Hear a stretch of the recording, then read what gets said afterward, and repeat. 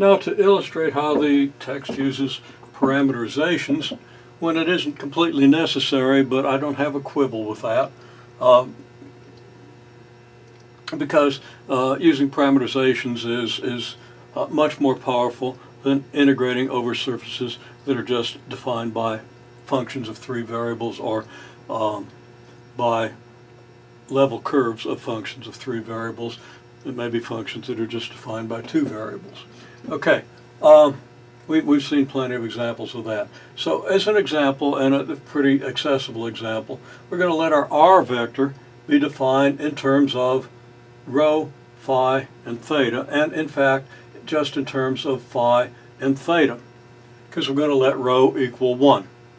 Now our surface of a sphere in terms of 3 parameters, rho, theta, and phi, could just be xi plus yj plus zk, where x is rho sine phi cosine theta, which you'll recognize as the expression for x in terms of spherical coordinates, and rho sine phi sine theta, which is y represented in spherical coordinates,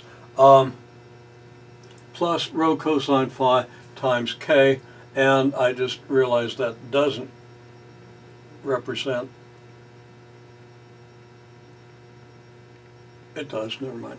Okay, so there we have it. I was going to say it doesn't represent a unit sphere because x could be squared and that stuff, Pythagorean identity, but the Pythagorean identity is already satisfied, so just a little brain lapse there. Okay, now this equation does define the surface of a unit sphere for 0 less than or equal to theta less than or equal to 2 pi, 0 less than or equal to phi less than or equal to pi, and rho equals 1. So if we restrict rho to be 1, well, replace all these rows by 1, and we have a parameterization of the unit sphere. Okay, well, using this parameterization implicitly with rho equal to 1, so it's not going to appear in any of these expressions, we find the tangent vector t theta to be just what? Dr d theta. Okay, dr d theta, well, we just take the expression letting rho equal 1 throughout and take the derivatives with respect to theta, and we get this. Okay, and then we have t phi. Okay, taking the phi derivatives of this. This will give us a unit tangent vector. This will give us a unit tangent vector. I'm not going to bother to picture those unit tangent vectors, but at any point this tangent vector will go in the direction of increasing theta, so it'll be in an xy plane tangent to this sphere.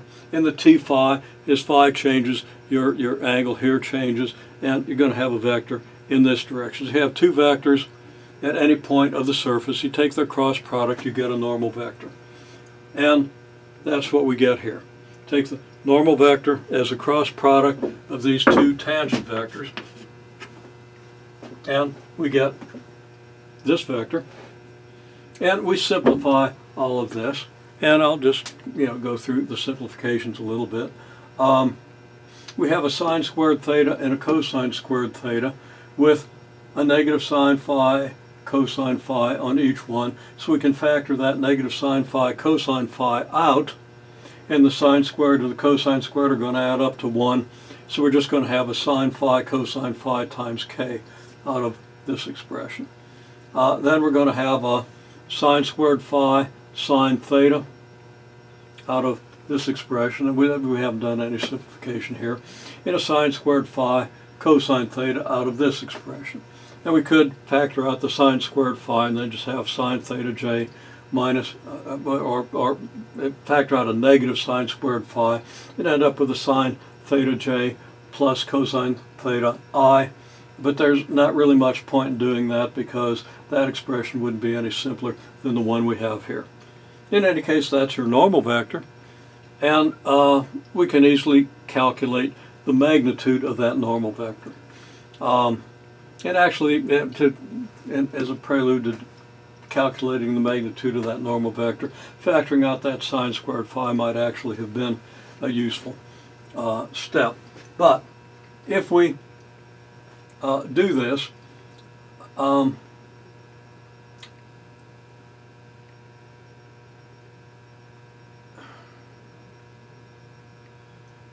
now I've got something that I'm not sure.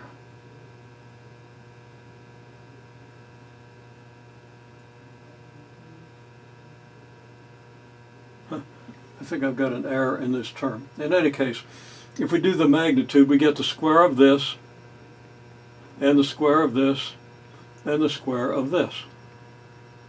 Okay, from the square of this and the square of this, I don't think I have a mistake. Okay, from the square of this and the square of this, we're going to get what?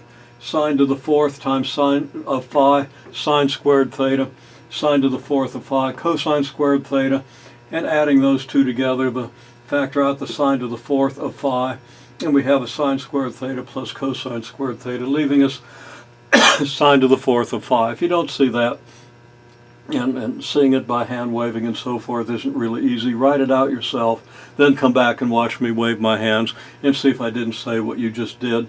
And if you didn't do what I just said, then you'll see maybe why you didn't.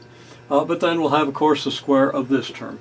So we'll have this, and then from this, we can simplify this a little bit. We can factor out a sine squared phi from both of these terms, and look at what that's going to leave. It's going to leave us a cosine squared phi plus sine squared phi. And that square root of that is just going to be sine phi. Now I should be careful. It's going to be the magnitude of sine phi.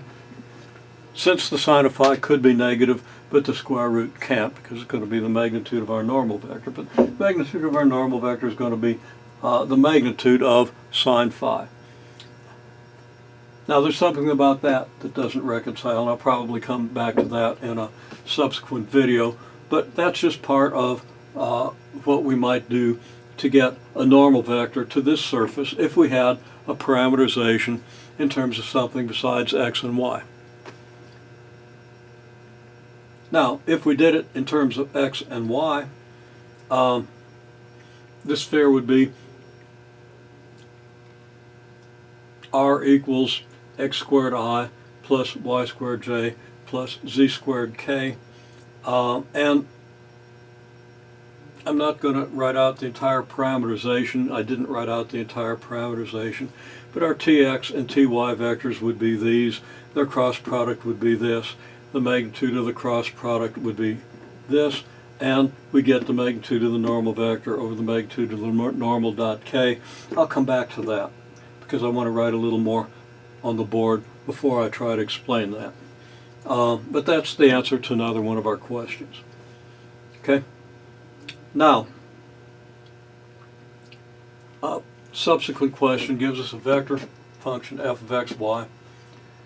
We want to integrate the curl of f dot n with respect to the area of some region. And I'll come back to that and relate it to other aspects of what we see here in the subsequent video.